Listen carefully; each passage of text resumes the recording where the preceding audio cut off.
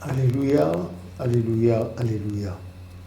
Je vous remercie de prêter oreille à ces quelques moments de discussion que je vous rapporte, de discussions que j'ai eues avec des gens de l'Église et une partie qui n'est pas de l'Église.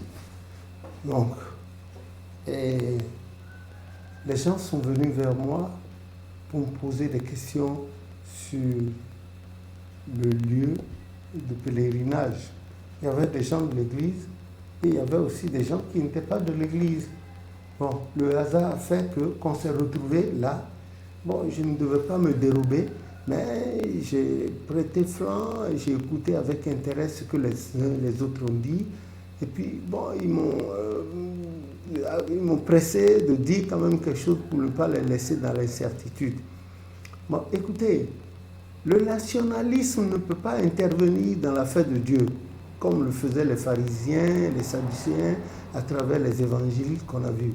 Le nationalisme n'a rien à voir là, absolument rien. Car le psaume 24 dit à l'Éternel, la terre est ce qu'elle renferme, le monde et ceux qui l'habitent. Est-ce que les œuvres que Dieu a confiées à Papa Ochofa, ont-elles une nationalité? L'Église du christianisme céleste a-t-elle une nationalité? Elle appartient à Dieu, elle n'appartient pas aux hommes. Papa Ochofa l'a toujours clamé haut et fort. Lui, il a dit que non, il n'était pas le chef de l'Église du christianisme céleste, que le chef de l'Église du christianisme céleste, c'est Jésus-Christ. Et lui, il n'était qu'un pauvre charpentier, entre-temps trompettiste dans une fanfare de Porto Novo, pas plus. Et que Dieu lui a confié. Et que lui, son rôle, c'est de rassembler les brebis, que celui-là qui va les conduire avec son bâton-là, celui-là viendrait après lui. Et on attend.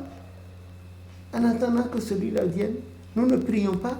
Nos deux pères-là n'ont pas prié. Abba aussi, Bada. Ils n'ont pas prié. Comme Jésus demandait à ses apôtres, dans Actes des Apôtres 1, du 5e verset au 8e, ils sont allés dans la chambre haute. Ils ont prié. Le Saint-Esprit est arrivé comme prévu. Mais nous, là, nous n'avons pas prié. Au contraire, nous avons divisé nos deux pères. Certains se sont mis du côté de Bada, d'autres du côté d'Abba aussi, et des clans se sont formés. Aujourd'hui, on a presque une centaine de pasteurs dans l'église du christianisme. Ils s'appellent pasteurs et ils se traînent devant les tribunaux, alors que Saint Paul a dit, ne vous faites pas juger par les gens du dehors, et que le linge sale se lave en famille. Mais ceux qui accusent, ceux qui se défendent, qu'est-ce qu'ils savent? Nous sommes tous des usurpateurs. Et eux et nous et eux, on est tous des usurpateurs. Nous avons usurpé. Et le latin dit, male parta, maladirabu, le bien mal acquis ne profite jamais. C'est Papa Ochofa. Dieu ne lui avait pas demandé d'organiser le pèlerinage là pour se faire de l'argent et mettre de l'argent dans les caisses des sacs et que la police accompagne. Comme on voit un peu partout, nous racontons des histoires, que les gens nous arrêtent leur bongueuserie et qu'ils laissent les fidèles en paix, qu'ils disent la vérité. Mais de mille manières, je suis sûr que tout cet argent que les hommes là brassent là, on ne peut pas leur couper ça et leur servir en salade, en ordre vinaigré. Ils ne peuvent pas manger, ils vont mourir, je vous assure, mourir charnellement et spirituellement. Donc que les gens collent la paix à la mémoire de Papa Ochofa et qu'ils collent la paix aux fidèles. Voilà, j'ai répondu aux fidèles. En effet, ce que j'ai dit dans l'autre vidéo tout tantôt, j'ai dit non. Au départ, le Papa Ochofa a reçu ce message-là de la bouche de son neveu, le seul neveu qu'il avait de l'enfant de sa grande sœur, Emmanuel Marion Gouton, en novembre. Et j'ai décrit dans les livres le jour de la scène, c'était ridicule.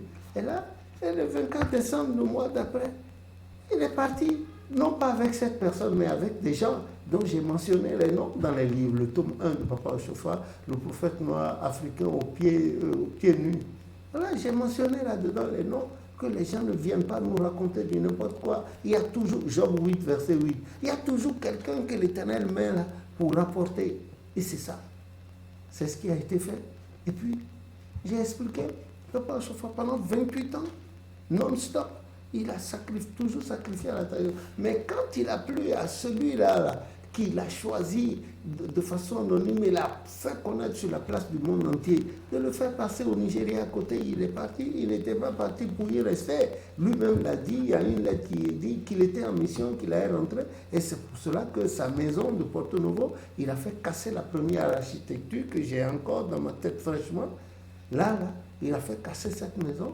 Et il a reconstruit en vertical, sauf l'immeuble bleu qui est derrière, là, en face de la Terre Sainte, qui était un immeuble prophétisé lors de la résurrection de son ami Sourou Afoyon, Sourou Afoyon, qui, dans le pays des morts, a rencontré le Christ, qui lui a dit: est-ce que tu connais un chauffeur? Il dit oui.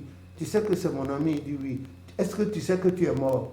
Il dit oui. Est-ce que tu sais que tu es au pays des morts? Bon, maintenant je vais te ressusciter. Tu vas retourner là-bas au pays des vivants, voir mon ami au chauffard, et tu vas lui dire qu'il va construire une maison à étage. Il va construire une maison à étage. C'est pour ça qu'on l'a retourné à la vie, et il est venu là dans le message, et papa au chauffard 2, au moment où le papa au chauffard recevait cette prophétie à titre posthume, si vous voulez, il avait arrondi la fin du mois, était un problème pour lui. Vous vous rappelez cet épisode de sa vie là, où les visionnaires lui ont dit que le sous-sol, le sol de sa maison recelait d'argent. Il s'est enfermé, il a cassé le sol fouillé, il n'a rien vu jusqu'au soir. Et depuis lors, Dieu a vu que s'il ne lui donnait pas lui aussi la force de discernement et la vision, les visionnaires abuseraient de lui. Voilà pourquoi Dieu lui a donné 7 forces de vision. 7 différentes forces de vision. Il sait quand vous montez, quand vous, etc. Ah bon? Non. Papa chauffeur, il a respecté, mais l'immeuble est encore là. Voilà. Laissez sa mémoire en paix. De 1000 manières, toutes celles et ceux qui sont dans l'église, qui ne marchent pas selon les prescriptions, les injonctions du Saint-Esprit à son église du christianisme céleste à travers Papa chauffeur, qu'ils soient sûrs. Ils sont comme de livrets. Je ne juge personne, ils sont comme de livrets. C'est la représentation des livrets dans l'église. Ils sont venus pour se faire de l'argent. Ils sont venus pour avoir plusieurs femmes, une multitude. Ce n'est pas un problème, ce n'est pas interdit. Mais de grâce qui n'empêche pas les fidèles d'aller vers leur Dieu, de cesser de leur bourrer les oreilles et leur inculquer des trucs qui sont faux.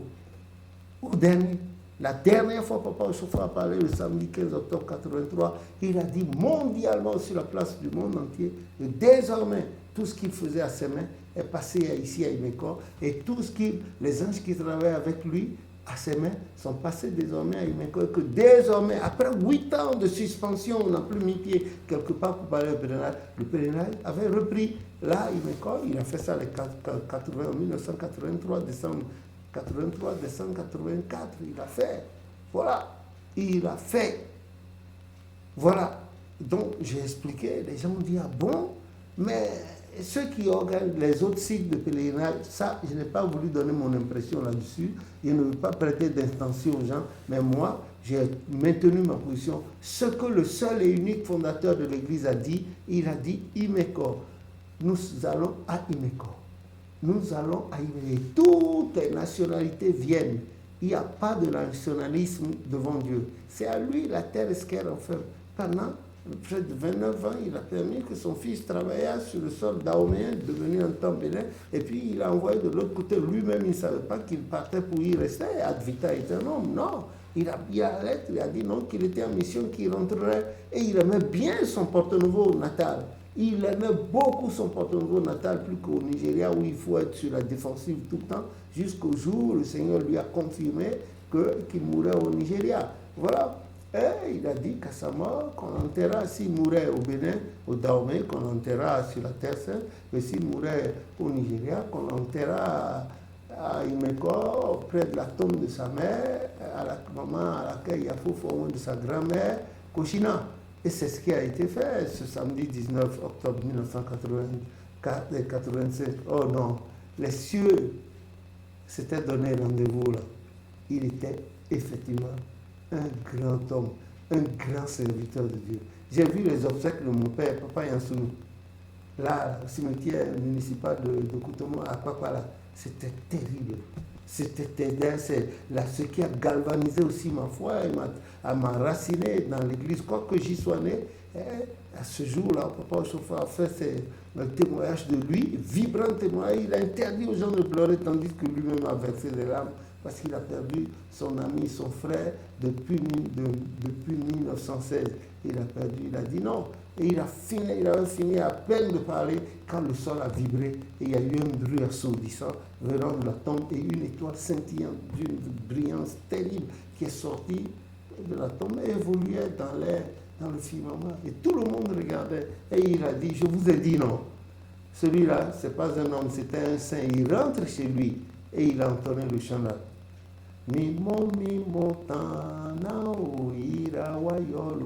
Et plus tard, nos frères de Makoko ont chanté. Moi,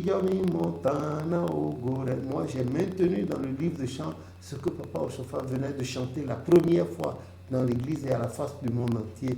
Et c'est cela. Allez sur la tombe pour voir ce qui se passe là. Les gens viennent de partout, le monde entier. Les autres congrégations religieuses donnent rendez-vous là.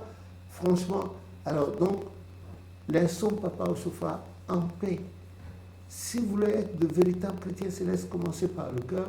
Revenons sur la voie laissée par Papa Ochofa et nous serons de véritables chrétiens. Mais si c'est ce que nous faisons en introduisant des tenues de mandarin dans l'église, en faisant porter du n'importe quoi, mais vous avez beau faire ça jusqu'à présent, qu'est-ce que ça a produit? Au contraire, ça a contribué à sombrer. Pas l'église, la vraie église christianisme, mais l'église du christianisme, selon vous, là, elle a sombré, elle va sombrer, elle a déjà sombré pour toujours. Que le nom de l'Éternel soit béni. Moi, je ne suis pas là pour... En tout cas, je sais une chose, l'église que Dieu a confiée à Papa Ochofa, elle vit, et les vrais chrétiens célestes sont là, ils observent, comme ce qu'a dit Juge 21, verset 16, dit, en ce moment-là, en Israël, il n'y avait pas de roi et chacun faisait ce qu'il voulait. En tout cas, faites ce que vous voulez. Les vrais chrétiens célestes, ceux qui portent la marque, cette marque-là, cette précieuse marque-là, ils feront et ils font déjà ce que le Dieu de Papa Ochofa a dit. Qu'ils aient vu Papa Ochofa, qu'ils ne l'aient pas vu, ils font déjà. L'Esprit de Dieu les guide à le faire.